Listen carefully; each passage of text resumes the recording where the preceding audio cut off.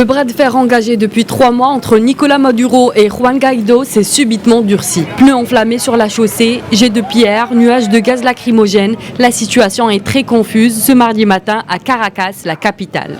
Des échauffourées entre forces de l'ordre loyalistes et quelques 3000 manifestants ont éclaté aux abords d'une base militaire où se trouvait Juan Guaidó. Nous savons que tous les Vénézuéliens, les forces armées inclus, sont en faveur de la Constitution.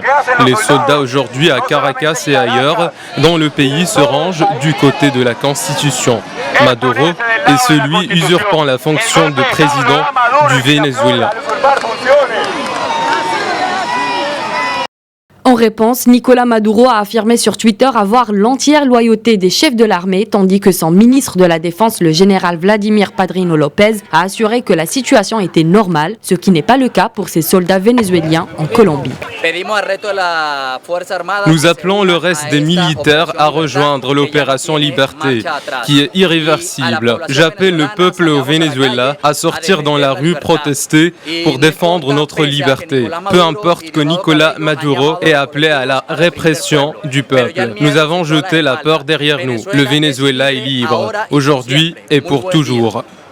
Depuis le 23 janvier, le Venezuela est confronté à la plus grave crise de son histoire avec une économie au ralenti, une monnaie naufragée, des pénuries et 2 présidents. Le président par intérim autoproclamé Juan Guaidó, reconnu par une 50aine de pays dont les États-Unis, et le chef d'État contesté, le socialiste Nicolás Maduro, soutenu par la Chine et la Russie.